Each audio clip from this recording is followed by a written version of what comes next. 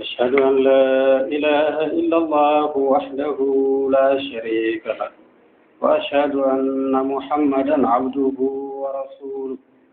أما بعد فأعوذ بالله من الشيطان الرجيم بسم الله الرحمن الرحيم الحمد لله رب العالمين الرحمن الرحيم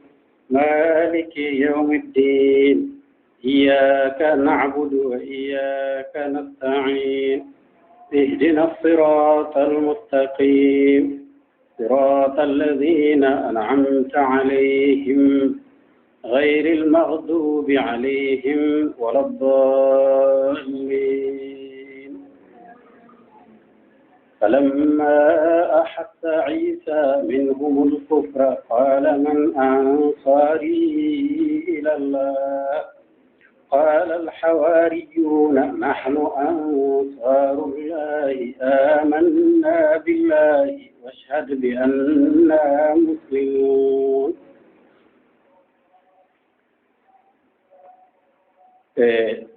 yontere nde ɗo yawtunde eɗen fonno heɓlude jewte ko fati e ko ɓe mbiyata majlis ansarullahi mbiyen goomu walloɓe Allah no inde anditirte e nder jama'atul islamiyatul ahmadiya jewte ne kanno wadde toon taw koye nden toɓɓere e yewtere men heblatende toon e yontere kala tawi koye ɗemgal pular e yontere kala tawi koye ɗemgal wolof yewtere nde ngannduɗa ene wiye dia almasih ene gasa e nder yontere he jewte ɗiɗɗi fof ɗe paɓɓi ɗe keɓani wadde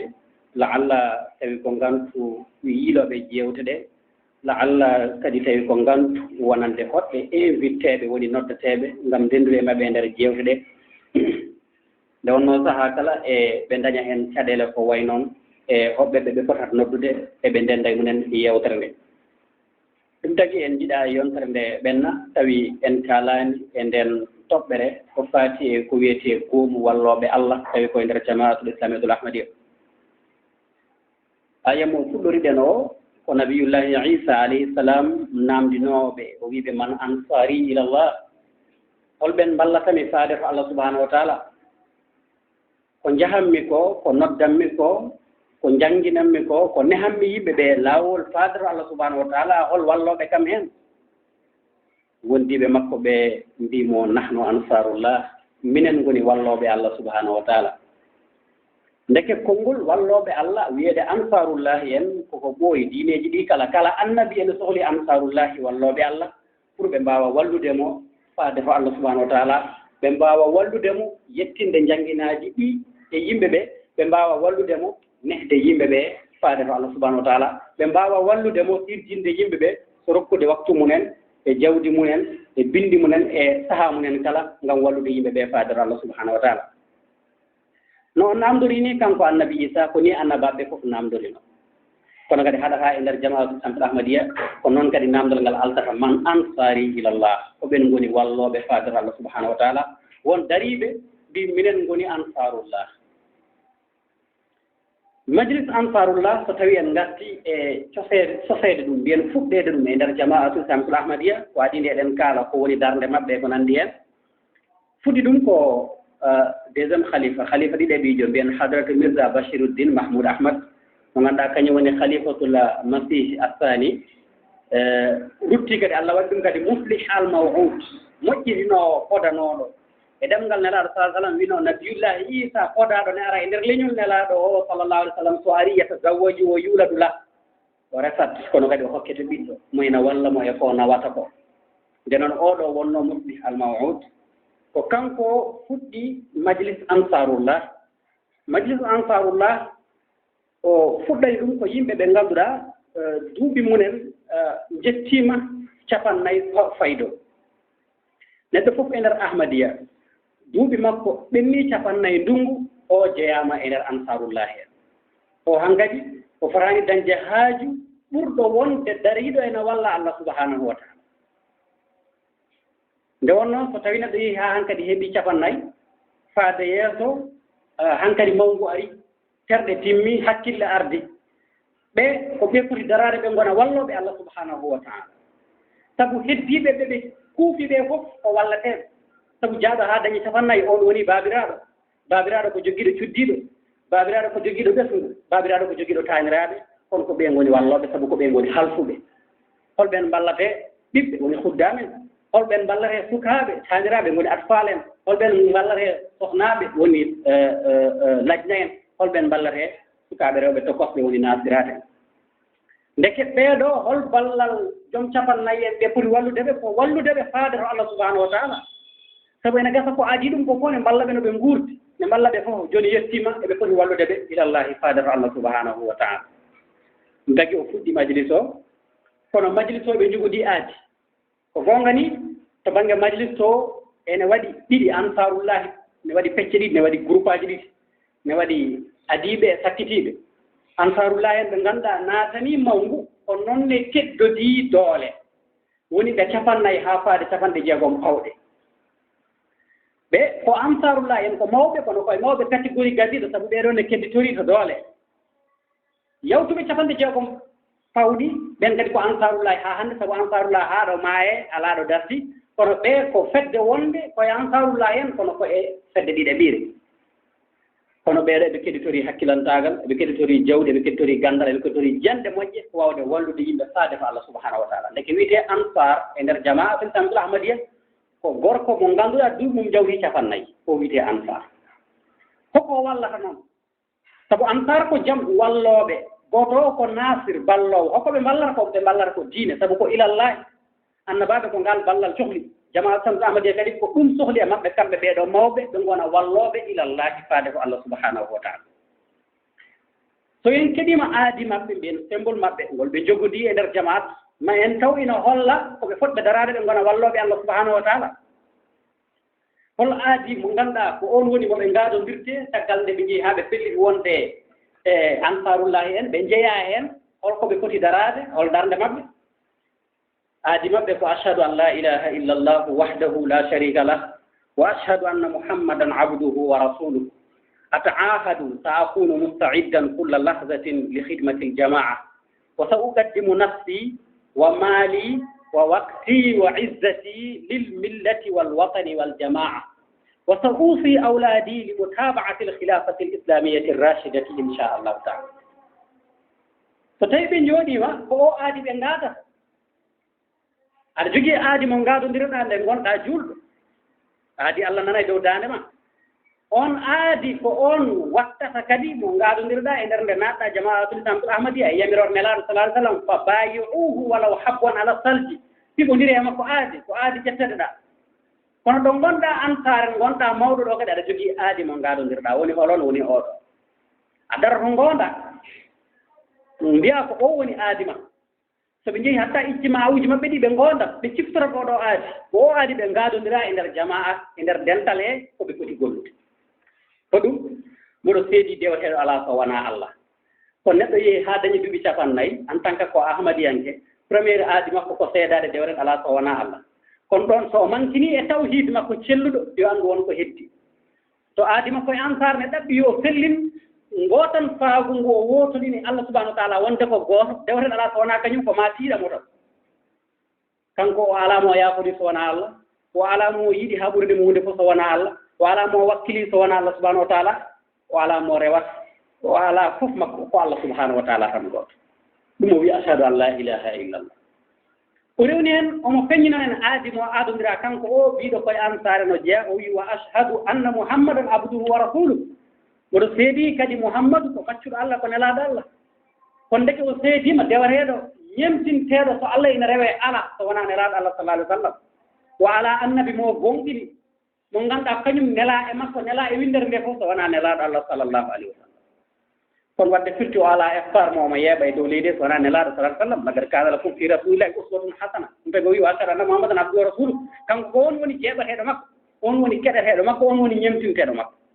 ala ko yoɗimo e dow leydi so wonaa nelaaɗo Allah sallallahu alih wa sallam e ko abbi mum wadde so jogiima ko ɗum ko yoorima ko wonaa nelaaɗo sallallahu alih wa sallam o faamani aadi mo aadondiraa o e ko mawɗo komo fotnoo wallude yimɓe ɓee ɓe kaalɗen pellenaande ɗe fof no jogorii aadi oɗo te ko wondore ko goondir o wi omo seedi dewateeɗo alaa so wonaa Allah omo seedi Mouhammadou ko maccuɗo Allah o wi mboɗo aada ata ahadu mboɗo aada ko aadi kono aadi koko foti humnede Allah subhanahu wa ta'ala jangini en e nder alqur'an karim so neɗɗo humni aadi ko kañum yira so neɗɗo firti aadi kadi ko kañum yiyata so neɗɗo humni aadi o fasan utihi ajaran aziman o wi min gaddana mum jofdi mawni baynama an o wi so neɗɗo firti fa innama yankusu ala nafsi firtan tan ko hoore makko kono so neɗɗo aadi humni aadi Allah wi min gaddanamo moƴƴere aya o wi so neɗɗo aadi firti aadi o firtani hoore makko sabu kanko tan pertata sabu minen ko darino o wiyamo walla min ko haydara min cohlani ɗo min cohlani wallumin min ñaama min cohlani wallumin min jara ko dari o wiyamo walla min ko hoore makko tan o walla kono ko inde tan min mbimo minen o wallata kono na minen o wallata koko wallata mi minen hoore makko tan woni e wallude sabu so neɗɗo waɗi moƴƴere tan kañum wiyata kañum naftorto o wiyomo aada o ko aadata o wimami won keblaniɗo e kala sogonɗo e kala leƴƴande e kala saha mboɗo pari mboɗo hebli ha timmi hoɗum ngam ligganade dental ngal ko ndeke jaaɗo awoni am sar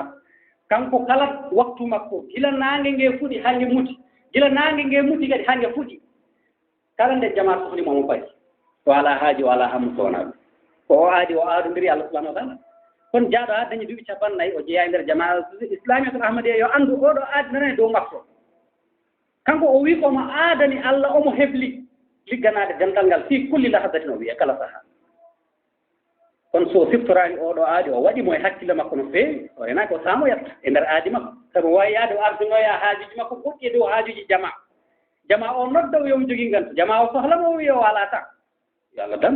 ko aadi mo aadodiri Allah subahana taala yeeso Allah o wondiri kono hoko o wi kadi aadi makko he o wi mami ardin fittandam mami rokku jawdam mami rokku saha am mami rokku teddungal am fof pour holɗum pour laawol ngol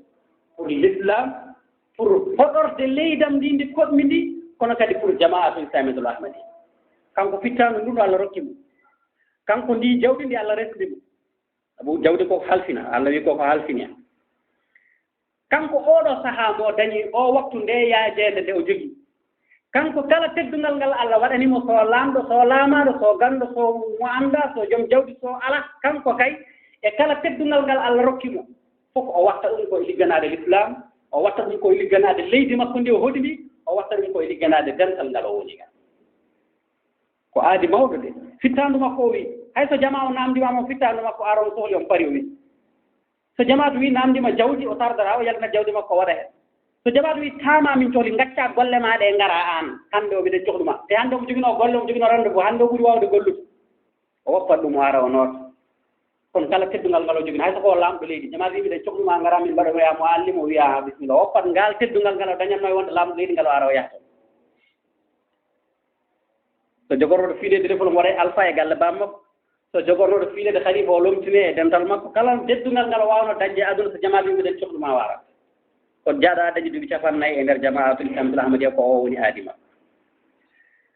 kono o arat o waɗa ta makko o e fittanu makko ndu e jawdi makko ndi e teddungal ngal Allah rokkimo ngal o waɗa ɗum e ligganade l'islam o waɗa ɗum e ligganade leydi makko o waɗa ɗum e ligganade jama'atul islamiyatul ahmadiya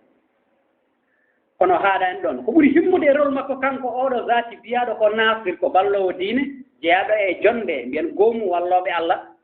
o wimma o wasiyo ɓiɓɓe makko noon ko kala mo o waawi jibinde ko ɓe yiifa sabu jeyaɗo e lajne en ko ɓiɓɓe makko jeyaɗo e huddam en ko ɓiɓɓe makko jeyaɗo e atfal en ko ɓiɓɓe makko jeyaɗo e nasirat en ko ɓiɓɓe makko o wima o wasiyo ɓiɓɓe makko holɗum rewde khilafa islamiya pewɗo gonaɗo hannde o wi kala to o woni so joddima e huddam en lajne en atfal en nasirat en kala mo joddi ahmadiyankoɓe o wasiyto ɗum yo tinno rewa khilafa o yo tinno ngal khalifagal ngal Allah waɗanen yo tinno o heeda caggal o heddo o ɗofto ndeke kamɓe ngoni mawɓe ko kamɓe mbawi hollude yimɓe nafoore lomtungal ngal kamɓe ngoni mawɓe kamɓe poti hollude yimɓe ɓe sukaɓe ndewe ɗo sabu suka ko ma holle kono kamɓe ngoni mawɓe kamɓe kollata ɓe kirjine yimɓe ɓe e yebde hutbaji khalifa ɓe kirjine yimɓe ɓe e duwonade khalifa e ñagade khalifa duwaw ɓe kirjine yimɓe ɓe e windude letruji jokkodirde e khalifa ɓe kirjine yimɓe ɓe e jogade gilli keeride hakkude mumen e khalifa kamɓe ko ɗum woni ko ɓe mbi ɓe mbasito o wi wasa uusi mami wasiyo kono ko filmu dari yadullu ala l istimrar no nahwiyanko mbiyata filmu dari kañum ko alhaal wal istiqbal koko arata koko jokki kanko seerata madama mo wuuri omo wasiyo yimɓe ɓe yo tinno ɗofto khalifagal ngal ngoni e dow mumen ngal o wi so Allah haaji towɗo ko ɗum o waɗi Allah noon subahanahu wa taala sa yiɗi moƴƴat tan waɗande moƴƴat kono oɗo aadi mo ɓe ngaadi kamɓe jaaɓe haa dañi duuɓi capannayyi pawɗi kala e maɓɓe pelliɗo gollude aadi o Allah newnanamo no gollude aadi baynama kala jejjiɗo aadi mum noon ɓurni jawdi mum ɓurni fittande mum ɓurni waktu muɗum jogii haajuji goɗɗi ɓurɗi ligganaade jamaat o yejiri aadi mo aadondirano eɗen ñaago Allah yo Allah sembinɓe e waawde siftorde aadi mo ɓe ngaaɗondiri Allah subahanahu wa taala e oɗo pour waawde heddaade kono ƴewtoɓe mbiɓe dokkat fittaali maɓɓe ɗo janngo so jamaat sohliiɓe ƴewtoɓe mbiɓe dokkat jawdi maɓɓe ɗo mbele eɓe mbaɗa ɗum walla ɓe mbatta ɗum sabu ɓe jogii kees majlis ansarullahi goomu wallooɓe Allah eɓe jogii kees maɓɓe keeriɗo kamɓe en tant que mawɓe pour hitaande fof ɓe ƴeewa joddaade ɓe ƴeewa yewtidde ɓe ƴeewa wossondirde miijoji ɓe ƴeewa golle maɓɓe ɗe hoto njaara hoko ɓe poti waɗde hoko manki eɓe jogii kopporeeje ɗe ɓe ndenndinta pour ngaal gollal kamɓe taw jiɗa e ko ɓe mbaɗata jawdi maɓɓe e ndeer jamaatu tamtul ahmadiya kamɓe koye maɓɓe pour golle maɓɓe ɓeyɗo weeɓde ete on ges eɗen nganndi ene jogii ko fota heen waɗeede sabu eɓe jogii ko mbiyata cannda majlis eɓe jogii ko ɓe njiyata cannda ijtima kamɓe yaaɓe aɓe dañi duuɓi capannayyi eɓe jogii cannda majlis eɓe jogii cannda ijtima cannda majlis o so tawii ko lewru jomum tottata ko dañata ko o fecca ɗum pecce temedere gootel ngel o ittata o waɗa e laawol Allah so tawi ko temedere o heɓata lewru fof nguuɗo o ƴettata o waɗa ɗum e laawol Allah ɗum o ƴettata o waɗa e kees maɓɓe o kamɓe tiiɗaani de dañɗo temedere mbiyeɗa ya ittu nguuɗu mbaɗa e kees moɗon ne tiiɗi lewru fof aɗa daña temedere e nder temedere he ƴettu nguuɗu mbaɗa e nder kees ma en tant que koye ansar en wallooɓe diine jeeyɗa pour laawol no mballirɗon diine ɓeydo weeɓande noon ƴettu e temedere dañata nde lewru fof ƴetta heen nguuɗu mbaɗa ɗum ɓe tiiɗaani kono eɓe jogii ko wiyetee ko cannda ijtima maɓɓe e ndeer ko joomum dañata ko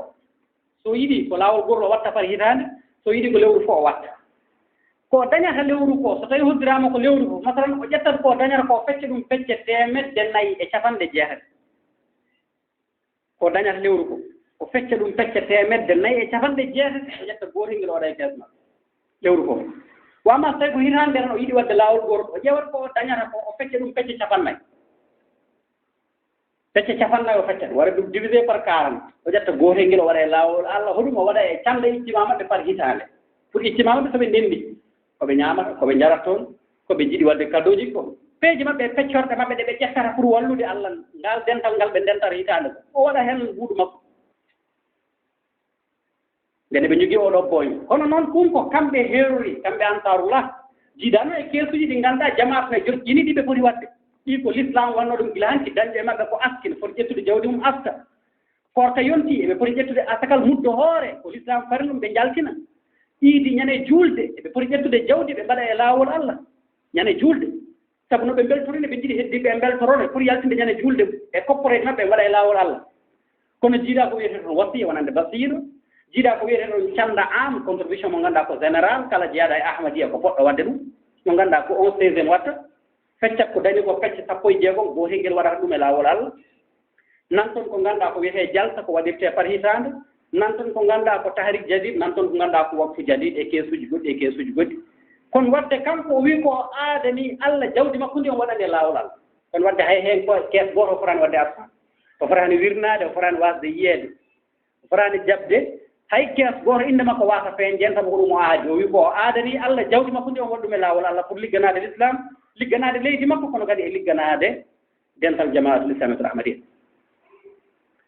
nden noon ala kulli haalin fodde mawɓe jeyaaɓe e ndeer jamaatul islamique ahmadiyya ɓe ngannduɗaa ɓiigunen ɓenni 40 eɓe jogii sasi mawɗo ko gon kay kala l'islamiyanke ne jogii sasi mawɗo kono noon kamɓe kadi ɓe jogii sasi mawɗo sabu kamɓe mbiyaa yo ɓe mballu heddiɓe fof hoto ɓe mballata ɓe faade ko Allah subahanahu wa taala ɓe keddo e wasiyaade yimɓe ɓe ɓe keddo e jannginde yimɓe ɓe yo jiɗi khilaafa yo ɗofto khilaafa o yo ket nana ɗofto njaɓ keddo caggal kono ɗum ko darnde maɓɓe eɗen ñaagi Allah subahanahu wa taala yo Allah sembinde cakkitottoɗen e ciftingol men ko toon to Angleterre e 2014 nde ɓe mbanno ijtima maɓɓe kamɓe ansarullah e ndeer yewtere sakkitinde khalifa tawtaranoma holko wonno jubbande e ndeer yewtere khalifa nde wanno wona kaye fof kono jubbanɗe seeɗa ɗe o jubbi ko faati e darnde maɓɓe kamɓe ɓen wiyeteeɓe goomu wallooɓe Allah mbiyen majlis ansarullah tawi ko ngol laawol 2014 kamɓe wattunoo fodde 37 laawol eɓe ndennda kamɓe ɓen ansarullah en wonɓe to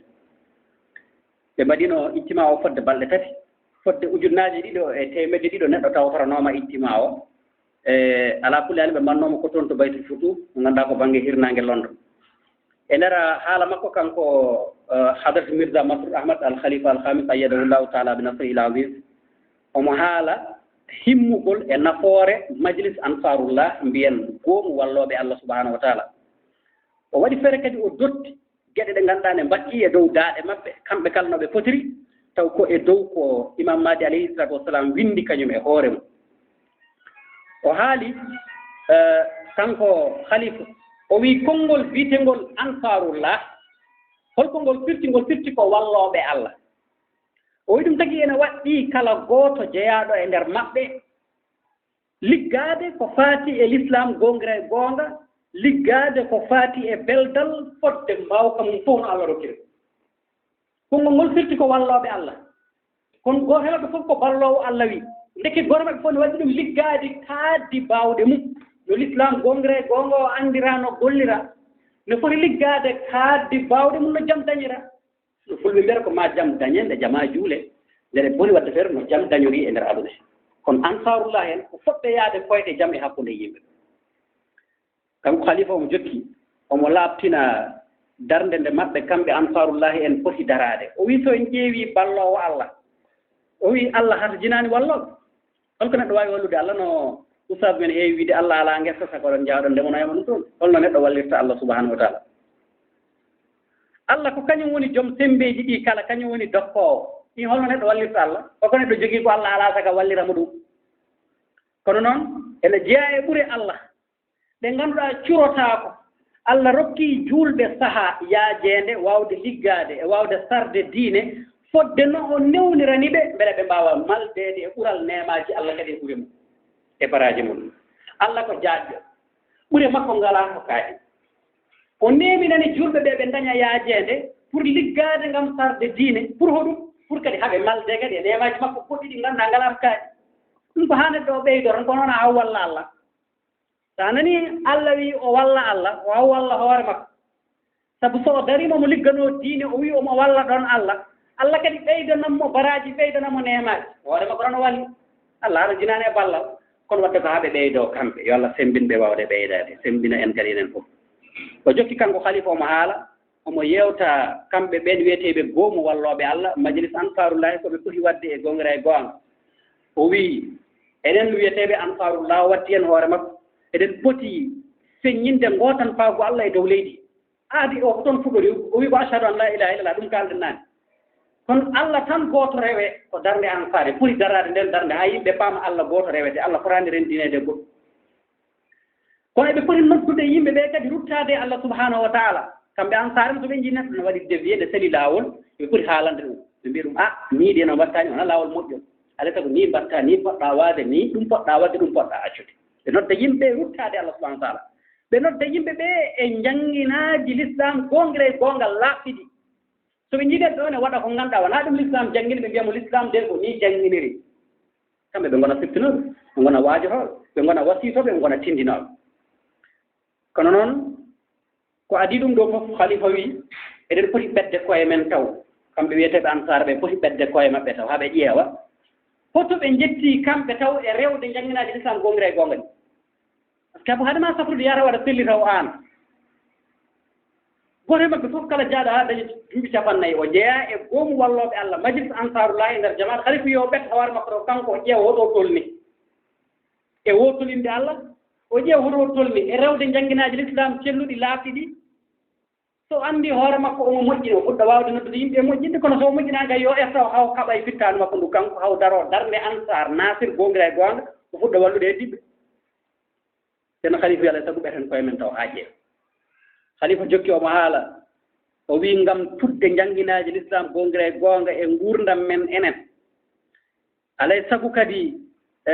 mbaɗen feere haa tagen ñeɓnirgal jooɗngal ngal ganduɗa ko kangal wonata laawol ha mbawen feññinande aduna o fof laabgol e jondam nelaɗo Allah sallllahu alayhi wa sallam yaaɓe ha ngoni ansarullah pour ɓe mbaɗa feere jangguinaji l'islam gongira e gonga keɓoɗo e aduna he yimɓe nguura ɗum kono ko ñefmirgal maɓɓe taw ɓe gadata o haɗum ɓe mbaya no feewi ɓe mbaya no yooɗi ɓe mbaya no moƴƴi so neɗɗo yiɓe wiya ndaw ko yooɗi ndaw jangguinaji maɓɓe jooɗi ndaw ko jogii needi en ndaw ko moƴƴi ndaw ko laaɓi deedi ndaw ko ballata en so namdima toɓe jeeya ɓe mbiya koɓe juulɓe mo jannginiɓe ɗum ko nelaɗo Allah sallallahu alaihi wasallam ayi jondam nelaɗo sallallahu alaihi wasallam feeñi e nder maɓɓe ko ɗon jannginaji l'islam ɗi ɓe mbawi tudde ɗum e nder aduna e yimɓe nguura sabu neɗɗo foniide ko yooɗi neɗɗo foniide ko moƴƴi neɗɗo foniide ko nafa kono kamɓe poti waade no yooɗi kamɓe poti waade no nafa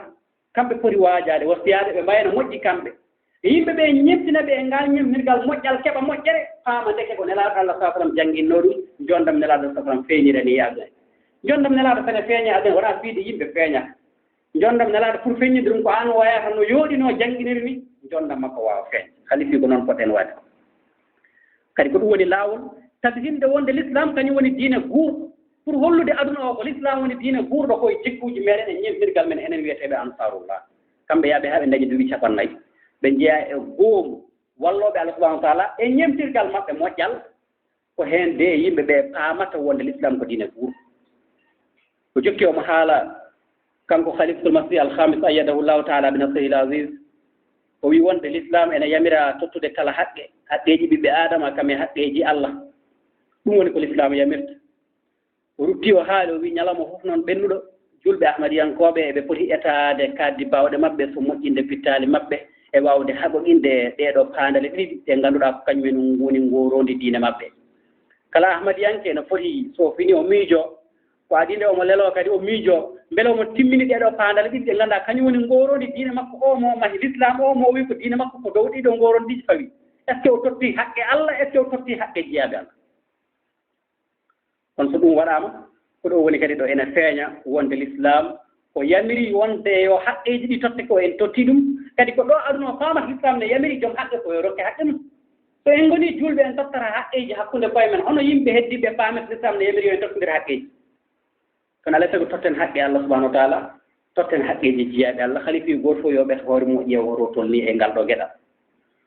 o jokki kanko khalifatul masih alhamis ayyadahu llahu taala binasrihil aziz o wi imam madi alayhi salatu wasalam janngini en wonde alqouranil karim ko deftere nurɗinode alqouranil karim ko deftere addunde jannginaji moftuɗi kala hunde kono kadi alqouranil karim ko deftere addunde jannginaji ɗi ngala to haaɗi ko gonoji ɗo ha abada o janngini en wonde en potani teftade alqouranil karim ko deftere qissaji tan ala ko deftere walla ko deftere nde ngannduɗa ko philosophe aji tan ngoni hen alqouranil karim ko deftere nde ngannduɗa ko laawol pour nguurdam pour nguuren alqouranil karim ko ɗum addira ko luwa ko fuule woni hen mbaɗe ɗum goppe ɗum ko waɗa ko wiyo waɗe ko so waɗama ko wiyo woppe ko hoppama yimɓe gonade jaam nguurat kono alqouranil karim ko deftere yiyande pour nguurdam pour nguuren diine nguuren jaam nden hanani jaggoɗen alqouran deftere ɓistaji wadde holko firti tawde o haalanno ɗum ko e majlis ansarullah goore maɓɓe fof foti wonde janngowo alqouranil karim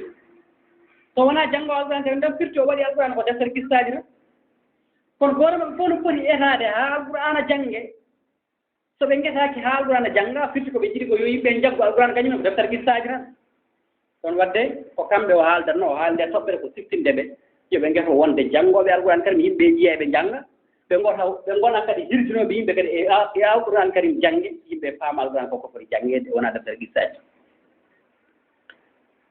ala kulli halin e hutbaji makko kanko khalifa omo jokki hokkude yeruji laaɓtuɗi e nokkuji ceftuɗi e nder oɗo aduna ɓen mawɓe ɓe ngannduɗaa ko jamnoɓe ahmadiya mbiyen l'islam gongira e goonga taw jaɓiri ɗum kadi koye kuccingol Allah subahanahu wa taala ko Allah subahanahu wa taala tan fewni ɓe kuccini ɓe ahmadiya yiitini ɓe ahmadiya ɓe jiiti ɓe jaɓi